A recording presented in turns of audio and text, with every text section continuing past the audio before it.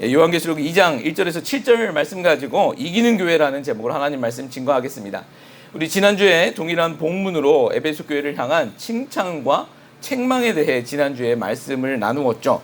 오늘도 같은 본문을 가지고 말씀을 나눌 것인데요. 지난주 다루지 못한 내용 속에서 오늘 교회된 우리를 향한 하나님의 마음과 또 하나님의 그 일하심을 찾아보고자 합니다. 소망하는 것은 오늘도 선포되어지는 말씀 가운데 우리 안에 내주하고 계시는 성령 하나님께서 생각하게 하시고 깨닫게 하시고 위로하게 하시는 하나님의 큰 은혜를 경험하는 귀한 시간 되시기를 예수님의 이름으로 축복합니다.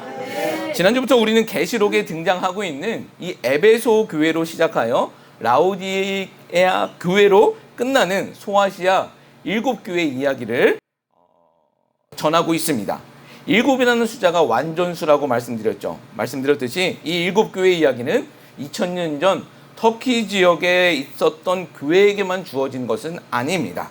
이 7교회 이야기는 초대 교회에서부터 이어지는 이야기이고 또 오늘날 우리 교회의 이야기이며 앞으로 예수님 오시기 전까지의 모든 교회의 이야기입니다.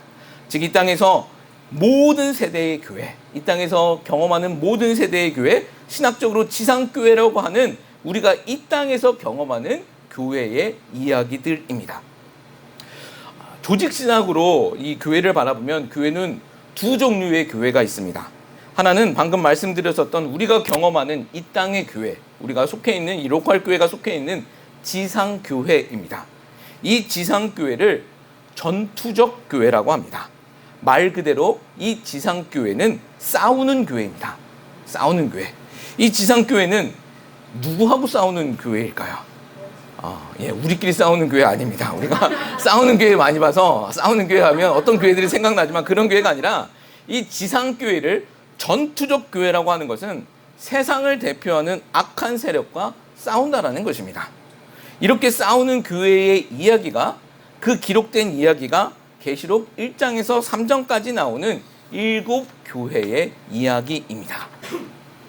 그리고 이 지상교회 말고 또 한 종류의 교회가 나오는데 그 교회는 천상교회입니다. 우리가 속해 있는 지상교회 그리고 또 하나는 천상교회입니다. 지상과 반대되는 천상, 마찬가지로 이 지상교회가 전투적 교회가 되는 것처럼 천상교회는 승리적 교회가 되는 것입니다. 전투에서 이긴 교회, 싸움에서 이긴 교회, 승리를 경험하는 교회라는 것이죠. 이 천상교회, 승리적 교회의 이야기가 요한계시록 끝부분 20장과 21장과 22장에 등장하고 있습니다. 어떤 모습으로요? 어린 양의 혼인잔치에 참여하는 신부의 모습으로 등장하고 있는 것입니다. 요한계시록은요, 지상교회의 이야기로 시작해서 천상교회로 끝이 나는 이 전투적 교회의 이야기로 시작해서 승리적 교회로 끝이 나는 교회와 교회라는 샌드위치 구조로 기록되어 있습니다. 그러면 이 교회와 교회, 이 샌드위치 구조 가운데 그 가운데의 이야기들은 무엇일까요? 그 이야기들이 바로 싸우는 이야기들입니다. 교회가 세상으로 대표하는 악의 세력과 싸우는 이야기죠. 여기서 오해하지 말아야 할 것은 이 지상교회가 천상교회가 다른 교회가 아니라는 것입니다. 지상교회와 천상교회가 다른 교회가 아니라 지상교회가 나아가는 곳이 천상교회가 된다라는 것입니다. 전투적 교회의 끝이 승리적 교회가 된다라는 것이죠. 우리가 계시록 하면 환난, 핍박, 666 이런 것들만 생각하기 쉽습니다. 그래서 두렵다는 생각이 들지만 이 계시록의 핵심은 결국 교회가 싸워서 승리한다라는 것이죠. 핵심은 교회가 이긴다입니다. 물론 여러분 싸울 때 힘들 수 있습니다. 지난주 말씀드렸듯이 인내와 오래 참음, 수고와 인내 이런 것들이 필요할 수 있습니다. 그러나 그렇게 싸움이 있다 할지라도 분명한 것은 승리한다라는 것이죠. 교회가 승리한다. 교회가 이긴다입니다. 교회된 우리가요, 종국에는 어린 양의 신부로서 최후 승리를 얻게 된다. 이것이 요한계시록의 핵심이다라는 것입니다. 그래서 너희가 힘들지만 소망이 너희에게 있어라고 말씀하고 있는 것입니다. 그래서 눈물 나게 어려울 수 있지만 인내할 수 있다라는 거예요. 왜요? 승리의 자리가 있기 때문이다라는 것이죠. 지금 이것이 끝이 아니라 승리의 자리, 이기는 자리가 있기 때문에 우리에게 소망이 있다라는 것입니다. 지금 요한 사도가 요한계시록을 쓰고 있는 자리, 이 요한 사도의 자리는 어디였을까요? 요한 사도는요, 사도 중 가장 오래 산 사람입니다. 사도들 중에 가장 오래 살았다는 것은 이미 다른 사도들, 다른 제자들 순교의 현장에서 다 사라진 후 이야기입니다. 이 사도 요한은 그것들을 다 보고 다 들었습니다. 화형을 당해 죽고 십자가에 못 박혀 죽고 또 목이 베어 죽는 모든 그 제자들의 이야기, 사도들의 이야기를 다 들었습니다. 그리고 자신은 이미 90세가 넘은 노구의 몸으로 지금 반모섬이라는 당시 로마 제국의 중제수들만 수감하고 있는 그 반모섬에 수감되어 있습니다. 그곳에서 강제 채석장, 그 대리석을 그 채굴하는 돌 캐는 죄수의 자리에 요한 사도는 있었습니다. 요한 사도가 있는 자리는요, 죄수의 자리고 또 고통의 자리고 눈물의 자리였다는 것입니다. 그런데 그가 본 마지막 자리는, 하나님께서 보여준 마지막 자리는 영광의 자리고 승리의 자리였다는 것이죠. 여러분, 이것은 요한의 이야기만은 아닙니다. 여러분, 우리가 잊지 마시기 바랍니다. 우리의 현재의 자리는 어디 있습니까? 각자의 형편마다 다를 수 있습니다. 그러나 분명한 것은 우리가 앞으로 있어야 할 자리는, 마지막 들어가야 할 자리는 이기는 자리, 승리의 자리가 되는 줄 믿습니다. 우리는 그거 소망 가지고 살아가는 것입니다. 자, 그렇다면 어떻게 교회는 이길 수 있는 것일까요? 어떻게 하면 승리할 수 있을까? 오늘 본문 이 에베소 교회 말씀 가지고 두 가지만 좀 살펴보겠습니다. 첫 번째로 우리는 이 에베소 교회를 통해서 하나님의 마음이 무엇인지를 알아가며 살아가야 합니다. 우리 4절과 5절 말씀 한번 읽어볼게요. 4절과 5절 말씀 한번 같이 읽습니다. 같이 읽습니다. 그러나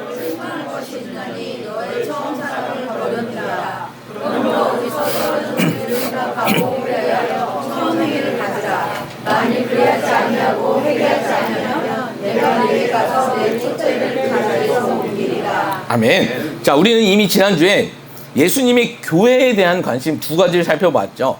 그거 가지고 말씀을 나눴습니다. 이 관심을 예수님은 칭찬과 책망으로 에베소 교회를 향해 말씀하셨습니다. 중요하니까 칭찬한 것이고 또 중요하니까 책망도 하신 것입니다. 그게 핵심이라고 말씀드렸죠. 이 두 가지가 무엇이었습니까? 진리와 사랑이었습니다. 에베소 교회는 진리를 수호하는 것에 칭찬받았고 또 사랑 없는 것에 대해 책망받은 것입니다.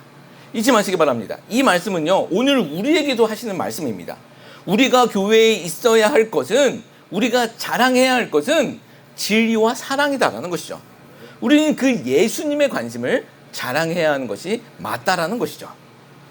예를 들어 어떤 축구팀이 있습니다. 축구팀이 자랑해야 할 것은 무엇일까요?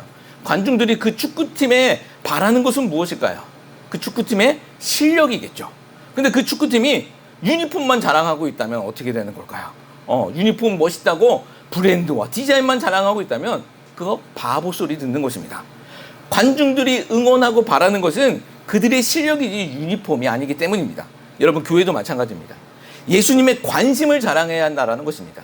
교회를 향한 예수님의 관심을 알고 우리는 그거 자랑해야 된다는 거죠. 엉뚱한 거 자랑하면 바보 소리 듣는 것입니다. 예수님은 교회에 대해 사랑 없음에 대해 책망하시고 이렇게 말씀하십니다. 5절 말씀 보십시오. 교회에 권면하는 중요한 동사 세 가지가 5절에 등장하고 있는데, 생각하라, 회개하라, 그리고 처음 행위를 가지라. 이것은 돌이키라라는 단어로 대체할 수 있습니다. 즉 생각하고 회개하고 돌이키라라는 것이죠. 그렇지 아니하면 촛대를 옮기리라라고 말씀하십니다. 교회를 향한 촛대를 옮기리라는 말씀은요, 굉장히 두렵고 아주 엄중한 말씀입니다. 여기서 교회를 향한 촛대가 무엇인지에 대해서는 해석들이 몇 개가 있습니다. 어떤 분들은 교회의 사명이라고 말씀하십니다. 교회의 사명을 옮기시겠다라는 거죠. 또 어떤 분들은 교회 안에서의 성령님의 일하심이라고 주장하시는 분들도 있습니다. 성령님이 떠나신다라는 말입니다. 그리고 또 어떤 분들은 교회 자체라고 이야기하시는 분들도 있어요. 촛대를 옮기는 것은 교회를 폐한다, 없앤다라는 의미를 갖고 있다는 것입니다. 여러분, 무엇이 되었든 간에 교회의 사명, 성령님의 떠나심, 교회가 없어지는 것, 이것은 무엇이든 간에 교회에게는 크나큰 비극입니다. 그렇잖아요. 성령님이 없는 교회, 사명이 없는 교회, 문 닫는 교회, 이것은 교회의 큰 비극입니다. 그렇죠? 그런 것은 교회가 아닙니다. 아무리 커도 성령님이 없고 사명이 없는 교회가 있다면 그냥 아무리 커도 그거는 그냥 반상회 같은 그런 조직에 불과하죠. 또 교회가 없어진다는 것은 이것은 교회를 향한 하나님의 벌이기도 합니다. 자, 여기서 한번 이 교회의 이야기를 우리 성도된 우리의 이야기로 한번 대입해 보십시오. 우리의 이야기로 가져와서 보라는 것이죠. 사명 없는 성도, 성령님 없는 성도. 여러분, 그런 성도가 있다면 그게 성도가 되겠습니까? 그것은 죽은 성도이죠. 일반인과 같은 것입니다. 이것은 무서운 말씀입니다. 무서운 하나님의 벌입니다. 그런데 우리가 여기서 좀 더 생각해 볼 것이 있습니다. 우리는 벌에 대해서는 굉장히 두려워합니다. 그렇죠? 우리가 받을 벌에 대해서는 무서워합니다. 그런데 그 벌을 유발하는 죄에 대해서는 무감각해질 때가 있습니다. 정말 우리가 무서워해야 할 것은 무엇입니까? 죄 아니겠습니까? 벌을 유발하는 죄입니다. 근데 보이지 아니하는 이 죄는 안 무서워하고 당장 보이는, 당장 내 앞에 있는 벌만 무서워한다는 것입니다. 생각해 보십시오. 우리가 코로나가 맨 처음에 유행할 때 무서워했던 것이 무엇이죠? 코로나의 증상, 기침하고 열나고 몸살 나고 냄새 못 맡고 이런 것들 우리를 무척 힘들게 했습니다. 그런데 사실 이런 것은 증상입니다. 진짜 조심해야 할 것은 바이러스였죠. 왜요? 아무리 증상이 심하고 위험해도 결국 그런 증상들은 바이러스가 원인이기 때문입니다. 눈에 안 보이는 바이러스가 위험한 것이지 눈에 보이는 증상들이 무서운 것은 아니죠. 증상이 우리를 힘들긴 했지만 그 원인은 안 보이는 바이러스 때문이었다는 것입니다.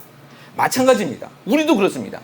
벌만 무서워할 것이 아니라 그 벌을 유발시키는 죄에 대해 두려워해야 한다는 것입니다. 그런데 우리들은요, 벌만 안 받으면 죄에 대해 자유한 사람처럼 삽니다. 마치 깨끗한 사람인 양 살아갑니다. 세상은 그럴 수 있죠. 세상에서는 죄 짓고도 벌 안 받으면 죄인 아닙니다. 그래서 어떻게든 벌 안 받으려고 하는 것입니다. 그게 지혜로워 보이기도 하는 것이죠. 그러나 성경은요, 우리가 벌 안 받아도 죄인이라고 말씀하고 있습니다. 그래서 성도된 우리가 정말 두려워해야 할 것은 우리 안에 있는 죄다라는 것입니다. 벌은 나중 문제이고 우리 안에 있는 이 죄성을 먼저 두려워할 줄 알아야 된다는 것입니다.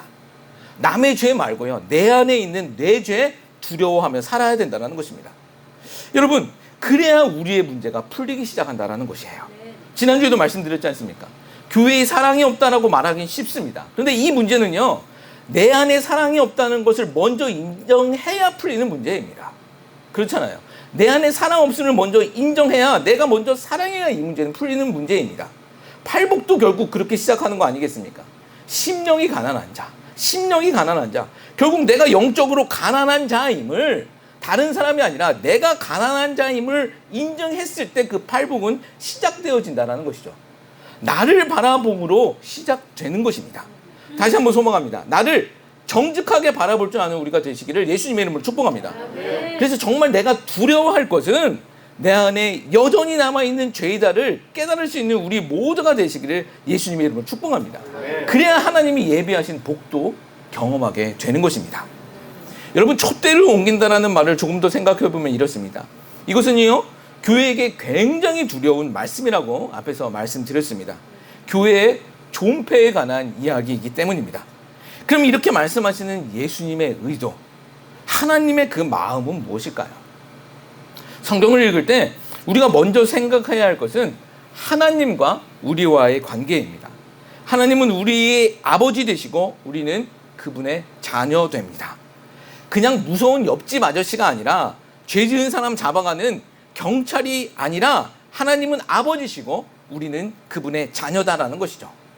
이렇게 관계됨을 먼저 인정하고 말씀을 다시 읽어보면 이 말씀의 본 핵심, 본 뜻을 알 수 있게 된다는 것입니다. 하나님의 마음, 예수님의 마음을 알 수 있다는 거예요. 촛대를 옮기겠다는 이 두려운 말씀에 하나님의 마음을 전달해서 받을 수 있다는 거예요. 자, 이 말씀의 목적이 촛대를 옮기는 것이 목적일까요? 교회를 망하게 하겠다는 것이 하나님, 예수님의 마음일까요? 예를 들어 보겠습니다. 자녀가 말을 안 들면, 저희 아이도 있는데 자녀가 말을 안 들면 부모가 이런 말 할 수 있어요. 너 계속 잘못하면 밥 안 줄 거야. 너 그리고 집에서 쫓아낼 거야. 라고 말할 수 있습니다. 자, 부모가 이렇게 자신에게 말을 했다면 이 말의 목적이 자녀에게 밥 안 주고 쫓아내는 것이 목적일까요? 아니죠. 말 안 들으니까 아싸 편하다, 이제 밥 안 줘도 된다, 입 하나 줄었다, 이겁니까? 아니잖아요. 제발 말 좀 들어라예요. 그거 무서워서라도 말 좀 들어라, 이게 목적이고 마음입니다. 여러분, 예수님도 마찬가지입니다. 하나님도 마찬가지입니다. 이 촛대로 옮기겠다는 무서운 말씀을 하시지만 그 본 마음은 제발 말 좀 들어라입니다. 제대로 살아가라, 이겁니다. 그래서 혼나지 말아라예요. 이거 무서워서, 벌 받는 거 무서워서라도 제발 말 좀 들어, 이 마음을 읽으실 수 있어야 된다는 것이죠. 자, 그러면서 하시는 말씀, 아까 말씀드렸던 세 가지 동사가 여기서 나옵니다. 생각하라, 회개하라, 돌이키라입니다. 이 세 가지 동사는 의미적으로 보면요, 중간에 있는 이 회개하라라는 동사에 다 묶여 있는 말들입니다. 무슨 말씀이냐면, 회개라는 것은 그냥 감정적인 상태를 말하는 것이 아닙니다. 그런 건 드라마 보면서 하는 것이고, 성경에서 말하고 있는 회개라는 것은 생각에서 시작해서 돌이킴으로 마무리되는 것입니다. 성경에서 회개는 생각에서 시작하고 돌이킴으로 마무리되는 것. 문제가 생기면요, 무엇에서 잘못된 것인지 생각해 봐야 하는 것입니다. 어디서부터 잘못된 것인지 생각해야 한다는 것이죠.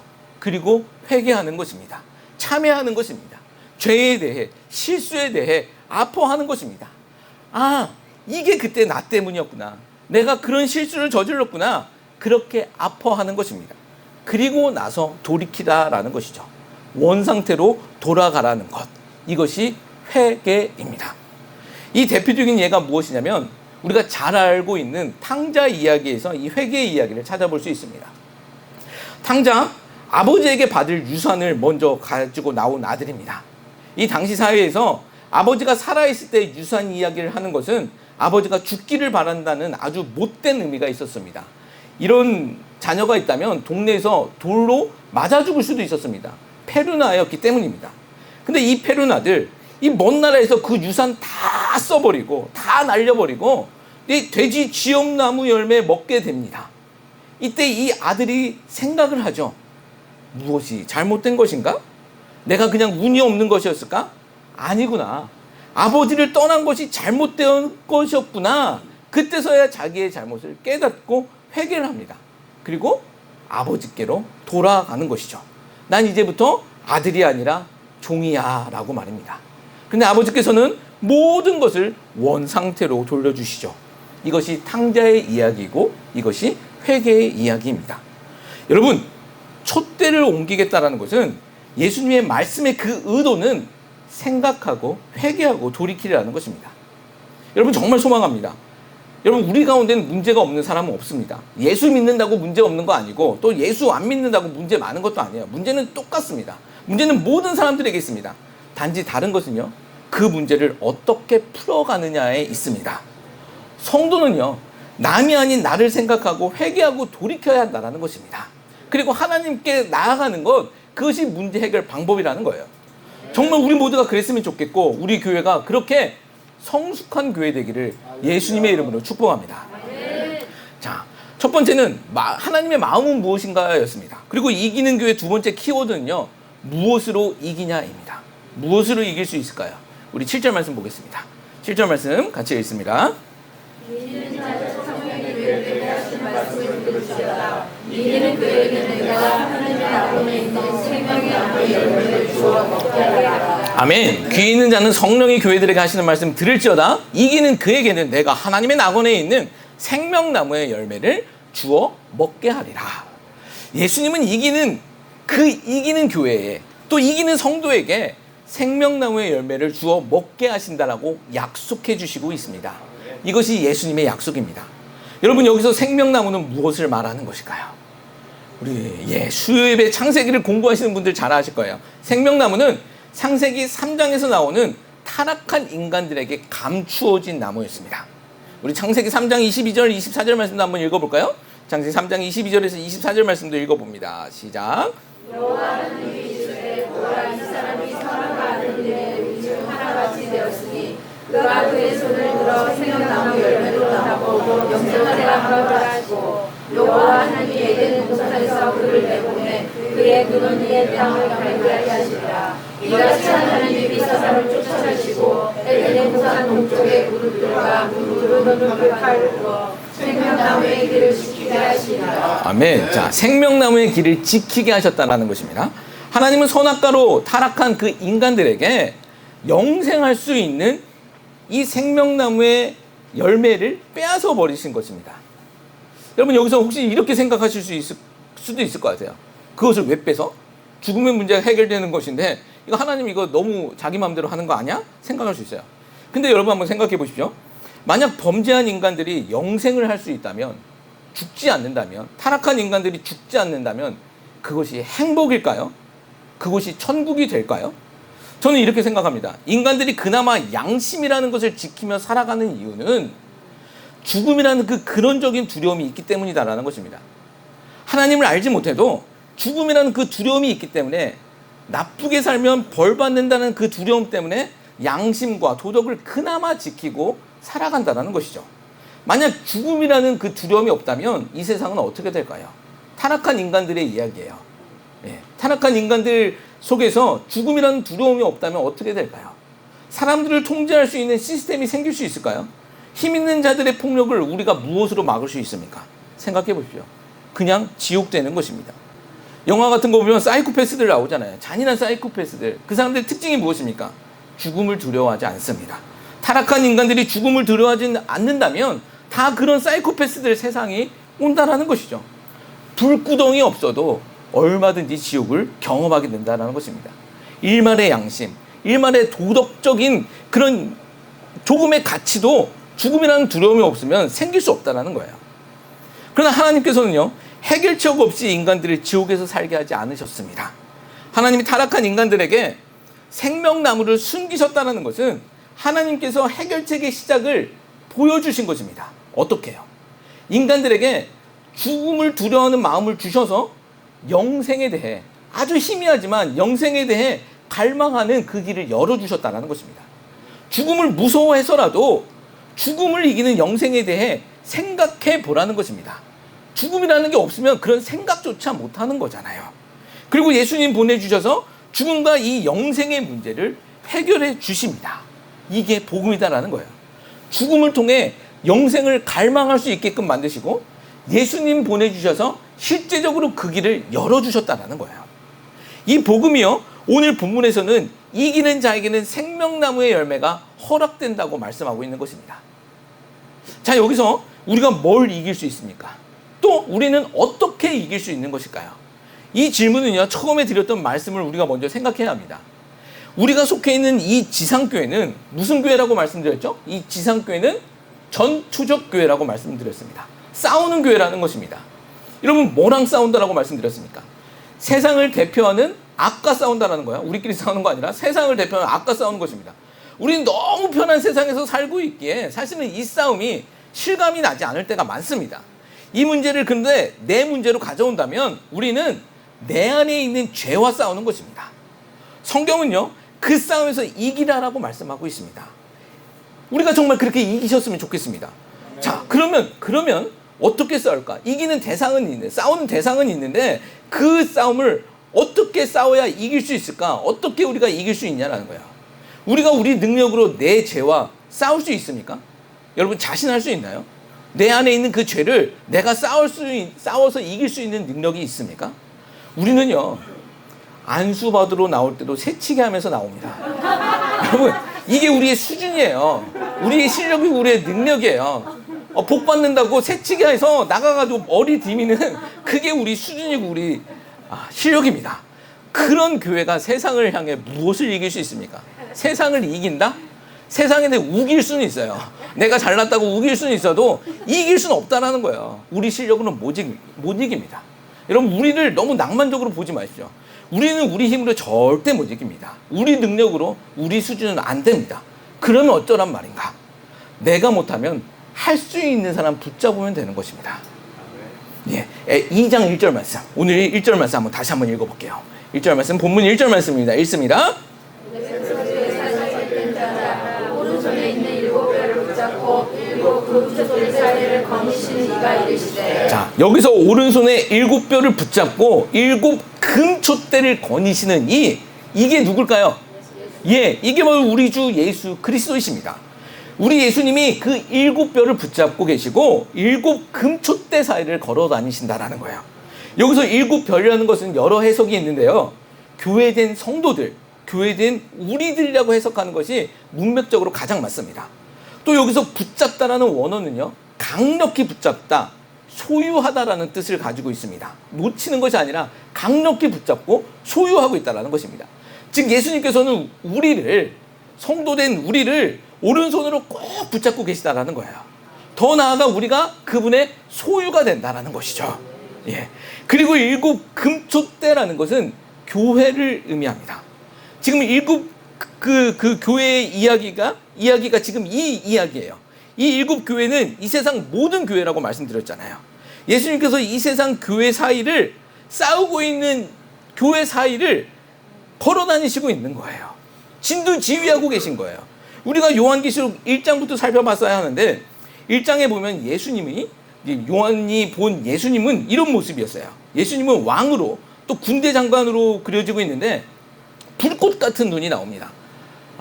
군대로 오면 야간 투시경 같은 그런 불꽃 같은 눈이 있고, 그의 목소리는 많은 물소리, 그 전장의 폭격 같은 소리가 납니다. 그리고 그 입에서는 좌우에 날이 선 검이 나온대요. 그런 무기가 나온다라는 것입니다. 종합해 보면 예수님께서 친히 교회의 왕이시고 교회의 군대 장관이 되셔서 성도들을 붙잡고 그 교회들을 이끌고 계시다라는 거예요. 그것이 요한계시록 1장에 등장하는 예수님이고 7교회에 말씀하고 있는 예수님의 모습입니다.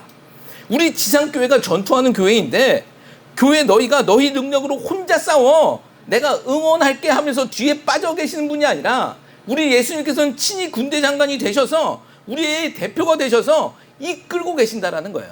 이 싸움을, 이 전투를 이끌고 계신다라는 거예요. 여러분 잊지 마십시오. 우리는 혼자 싸우는 거 아닙니다. 예수님이 앞장서 계신 싸우는 것입니다. 아멘. 여러분 소년 다윗과 골리앗 싸움 한번 생각해 보십시오. 다윗과 골리앗 얘기 한번 생각해 보십시오.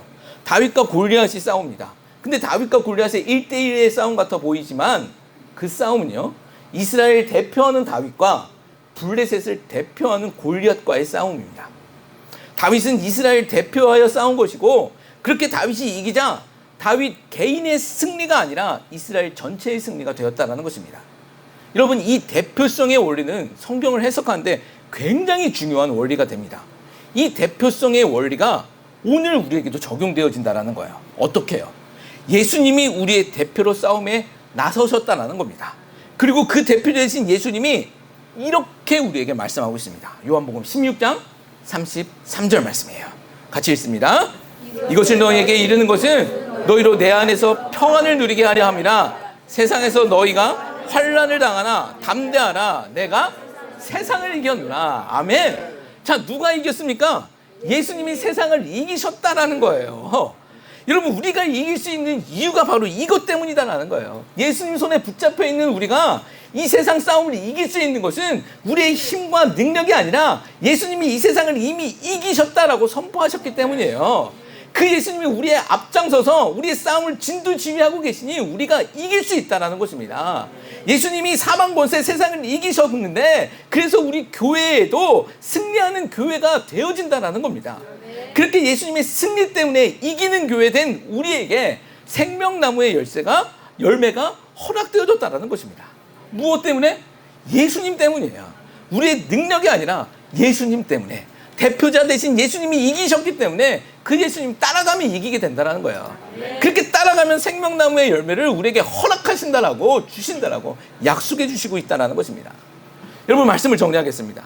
이기는 교회라는 제목으로 오늘 하나님 말씀 증거했습니다.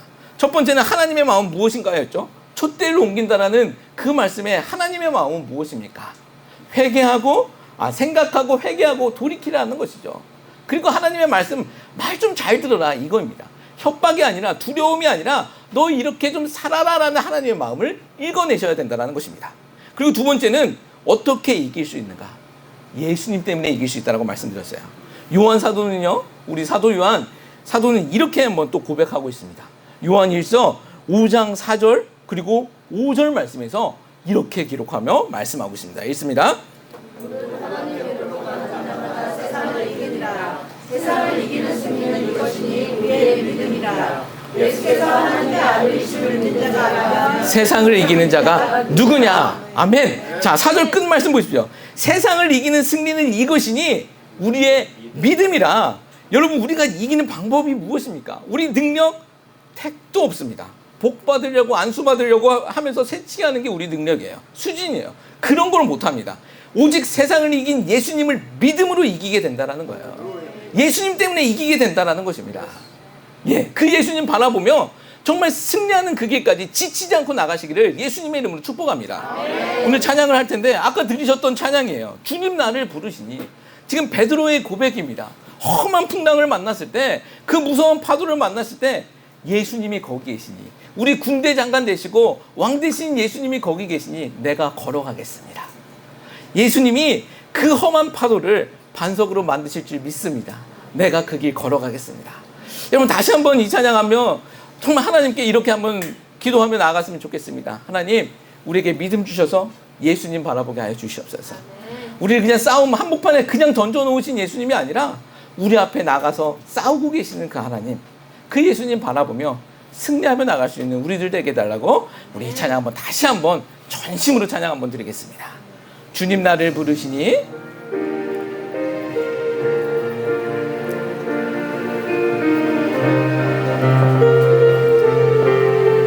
주님 나를 부르시니. 주님 나를 부르시니. 두려움 없이 배에서 나아가리라. 주님 나를 부르시니. 주님 나를 부르시니. 주님 내게 원하시니. 주님 내게 원하시니.